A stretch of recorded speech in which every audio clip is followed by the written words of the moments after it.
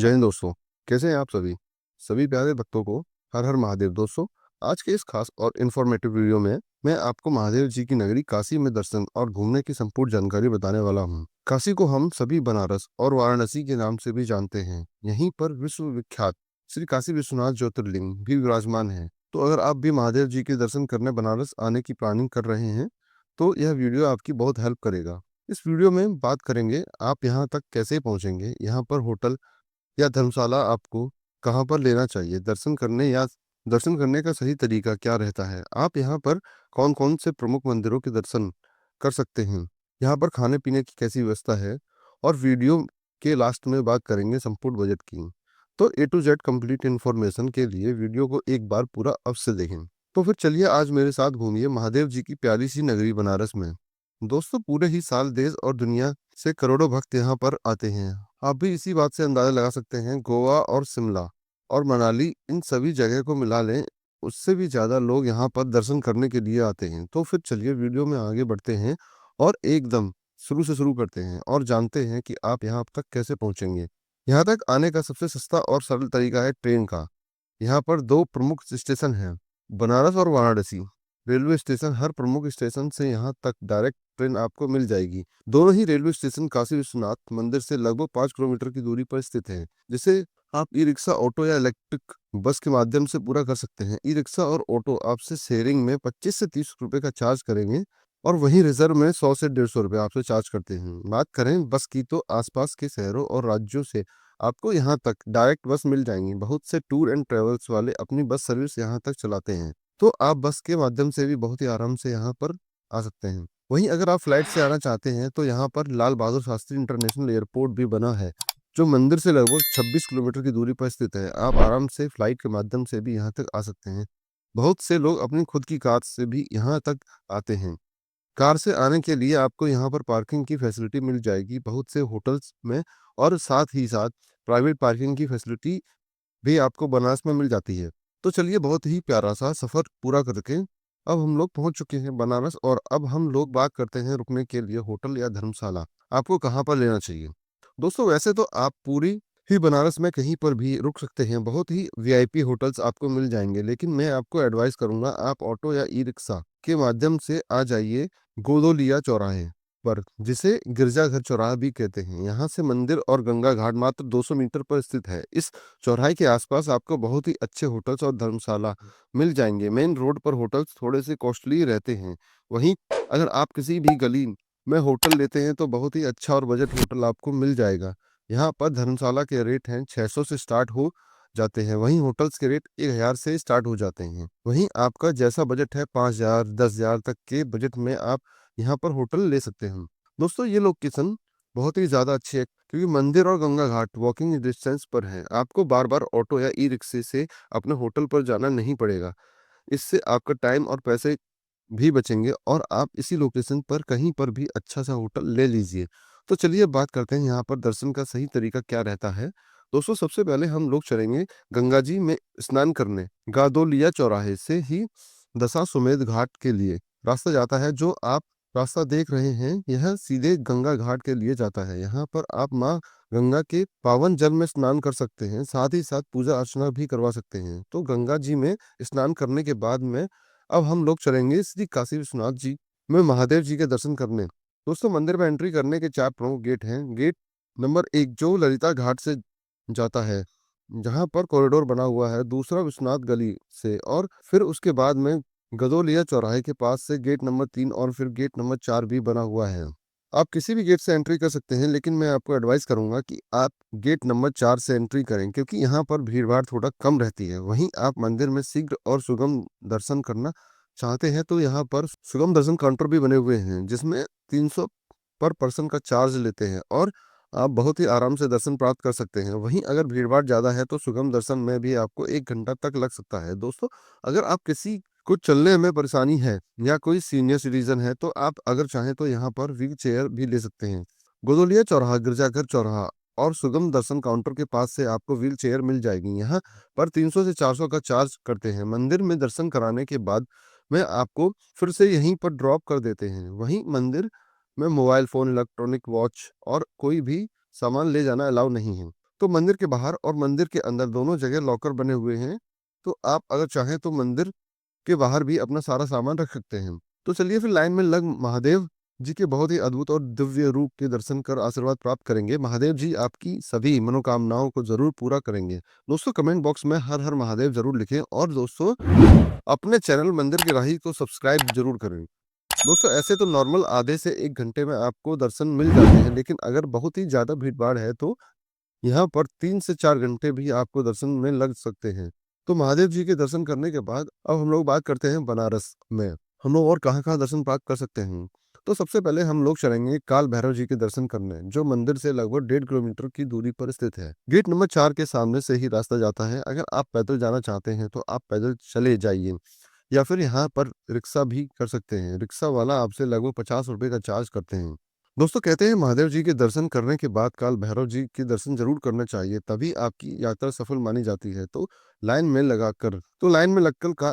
में लगकर काल भैरव जी के बहुत ही अद्भुत और दिव्य रूप के दर्शन कर आशीर्वाद प्राप्त करेंगे। दोस्तों बहुत ही अलौकिक दरबार है, आप यहाँ पर दर्शन करने जरूर आइए।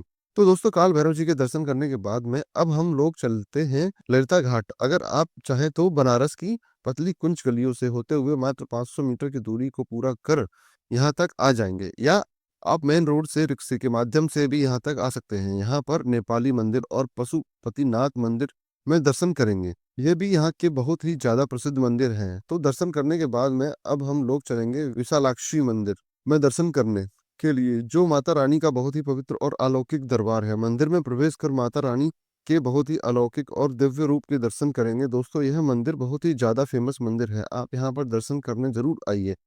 फिर विशालाक्षी मंदिर में दर्शन करने के बाद अब हम लोग चलेंगे अन्नपूर्णा मंदिर में दर्शन करने, जो यहाँ से कुछ ही दूरी पर स्थित है। मंदिर में दर्शन करने के साथ ही साथ यहाँ पर अन्नपूर्ण रसोई भी बनी हुई है। यहाँ पर आप प्रसाद स्वरूप भोजन जरूर करें। बहुत ही पवित्र और स्वादिष्ट भोजन आपको यहाँ पर मिलता है। दोस्तों बहुत ही पवित्र रसोई है, आप यहाँ पर भोजन जरूर करें। और इन सभी मंदिरों में दर्शन करने के बाद में अब हम लोग फिर से आ जाएंगे दशाश्वमेध घाट पर। दोस्तों बनारस को मंदिरों और घाटों का शहर भी कहते हैं। सभी घाटों की विशेष मान्यताएं भी हैं। अगर आप इन सभी घाटों के दर्शन करना चाहते हैं तो सबसे सस्ता और सरल तरीका है नाव से। आप नाव के माध्यम से इन सभी घाटों के दर्शन कर सकते हैं। नाव वाले आपसे शेयरिंग में 100 का चार्ज करते हैं। करीब 40 से 45 घाट के आपको दर्शन कराते हैं। वहीं आप अगर चाहें अपनी पर्सनल नाव से भी जा सकते हैं। इसमें आपसे 800 रुपए से 1000 रुपए तक का चार्ज करते हैं। अगर आप सभी 84 घाट के दर्शन करना चाहते हैं तो इसके लिए आपसे 1200 रुपए से लेके 1500 रुपए का चार्ज करते हैं। दोस्तों नौका विहार का एक्सपीरियंस बहुत ही खास होता है। यहाँ पर कुछ प्रमुख घाट हैं, जैसे राजा घाट, केदार हरिश्चंद्र घाट, 80 घाट, मणिकर्णिका घाट, पांचाल घाट, मीर घाट और भी बहुत से प्रमुख घाट हैं। आप इन सभी के नाव के माध्यम से दर्शन कर सकते हैं। दोस्तों मणिकर्णिका घाट वही घाट है जहाँ पर 24 घंटे दाह संस्कार होता रहता है। इस घाट की बहुत ही विशेष मान्यताएं हैं। तो आप गंगा के इस पावन जल में नौका विहार जरूर करें। दोस्तों शाम को 7 बजे दशाश्वमेध घाट पर भव्य आरती का आयोजन भी होता है। शाम को 5 बजे से ही भीड़ आना शुरू हो जाती है। बहुत से लोग घाट पर बैठकर इस आरती के दर्शन करते हैं और बहुत से लोग नाव पर भी बैठकर सामने से इस आरती के दर्शन करते हैं। तो आप इस आरती में जरूर शामिल होइए। इस आरती का अनुभव बहुत ज्यादा खास रहता है। इसके अलावा ललिता घाट पर बने कॉरिडोर के नज़ारे शाम को और भी ज्यादा अच्छे लगते हैं। शाम को इसके नज़ारे देखते ही बनते हैं। तो आप शाम को इस कॉरिडोर पर घूमने जरूर आइए। साथ ही साथ आप मंदिर परिसर में भी प्रवेश जरूर करें। शाम को मंदिर परिसर के नज़ारे देखते ही बनते हैं। साथ ही साथ शाम को यहाँ पर लेजर लाइट शो भी होते हैं। इसमें काशी विश्वनाथ मंदिर के संपूर्ण इतिहास को बखूबी से दिखाते हैं।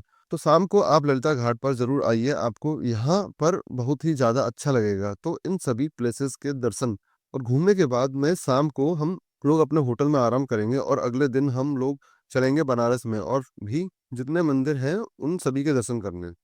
अगले दिन हम लोग उन मंदिरों में दर्शन करेंगे जो यहाँ से कुछ किलोमीटर दूरी पर स्थित हैं। सबसे अच्छा तरीका है आप यहाँ पर ई रिक्शा या ऑटो बुक कर लीजिए। आपसे 1000 रुपए से 1200 रुपए का चार्ज करते हैं। 7 से 8 मंदिर के दर्शन कराते हैं और साथ ही साथ सारनाथ को भी कवर करते हैं। तो सबसे पहले हम लोग चलेंगे माँ दुर्गा मंदिर के दर्शन करने। दोस्तों यह मंदिर बहुत ही दिव्य और पावन स्थान है। यहाँ पर माता रानी के बहुत ही अद्भुत रूप के दर्शन प्राप्त होते हैं। यह बहुत ही भव्य और दिव्य शैली में यह प्यारा-सा मंदिर बना हुआ है। साथ ही साथ यहाँ पर बहुत ही बड़ा कुंड भी बना हुआ है। तो माता रानी के दर्शन करने के बाद मैं अब हम लोग चलेंगे संकट मोचन मंदिर। यह प्यारा-सा हनुमान जी का मंदिर बहुत ही पवित्र और दिव्य स्थान है। दोस्तों, मंदिर के अंदर मोबाइल फ़ोन, इलेक्ट्रॉनिक सामान और बैग ले जाना मना है। तो यहाँ पर लॉकर बने हुए हैं। आप लॉकर में सारा सामान जमा कर लाइन में लगकर मंदिर में प्रवेश करें। हनुमान जी के बहुत ही दिव्य और अलौकिक रूप के दर्शन कर आशीर्वाद प्राप्त कर सकते हैं। दोस्तों, बहुत ही विशाल प्रांगण में यह प्यारा सा मंदिर स्थापित है। यहाँ पर दर्शन कर आपको बहुत ही ज्यादा शांति और सुकून मिलेगा। तो यहाँ पर दर्शन करने के बाद अब हम लोग चलेंगे बनारस के बहुत ही प्रसिद्ध मंदिर विश्वनाथ मंदिर में दर्शन करने, जिसे बिरला मंदिर भी कहते हैं, जो बनारस हिंदू विश्वविद्यालय परिसर में स्थित है। तो बीएचयू कैंपस में प्रवेश कर अब हम लोग आ जाएंगे मंदिर के पास में। दोस्तों, आप वीडियो में देख ही रहे हैं कितना दिव्य, भव्य और अलौकिक मंदिर बना हुआ है। दोस्तों, मंदिर में प्रवेश कर महादेव जी के बहुत ही अद्भुत रूप के दर्शन करेंगे। साथ ही साथ और भी देवी देवता यहाँ पर विराजमान है, सभी के दर्शन कर आशीर्वाद प्राप्त करेंगे। मंदिर परिसर में ही बहुत ही प्यारा सा पार्क बना हुआ है।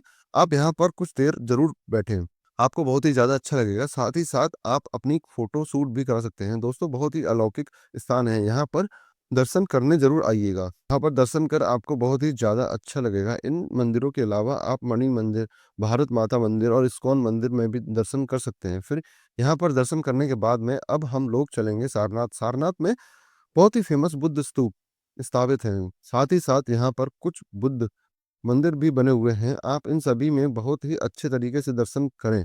साथ ही साथ अपना कुछ क्वालिटी टाइम यहाँ पर ज़रूर स्पेंड करें। आपको यहाँ पर बहुत ही ज़्यादा शांति और सुकून मिलेगा। दोस्तों, बहुत ही पवित्र स्थान है। मैक्सिमम लोग यहाँ पर दर्शन करने ज़रूर आते हैं। फिर सारनाथ में दर्शन और घूमने के बाद में अब हम लोग चलेंगे सर्ववेद महामंदिर धाम में दर्शन करने। कुछ ही समय पहले यह विशाल मंदिर बना है। बहुत ही दिव्य और अलौकिक स्थान है। बहुत ही विशाल प्रांगण में यह प्यारा सा मंदिर बना हुआ है। आप अपनी लिस्ट में इस मंदिर को जरूर शामिल करें। यहाँ पर दर्शन कर आपको बहुत ही ज्यादा अच्छा लगेगा। तो दोस्तों, बनारस के यह सभी प्रमुख मंदिर थे। आप अपनी लिस्ट में इन मंदिरों को जरूर शामिल करें। साथ ही साथ आप इन सभी मंदिरों में दर्शन करने ज़रूर आइए। तो चलिए अब हम लोग बात करते हैं खाने-पीने की। दोस्तों, बनारस अपने खान-पान के लिए बहुत ही ज़्यादा फ़ेमस है। आप यहाँ की फ़ेमस टिक्की, कचौड़ी, लस्सी, कुल्फ़ी इन सभी को ज़रूर ट्राई करें। इनके भी टेस्ट बहुत ही ज़्यादा निराले रहते हैं। साथ ही साथ यहाँ पर खाने-पीने के लिए बहुत ही बड़े और वीआईपी रेस्टोरेंट भी बने हुए हैं।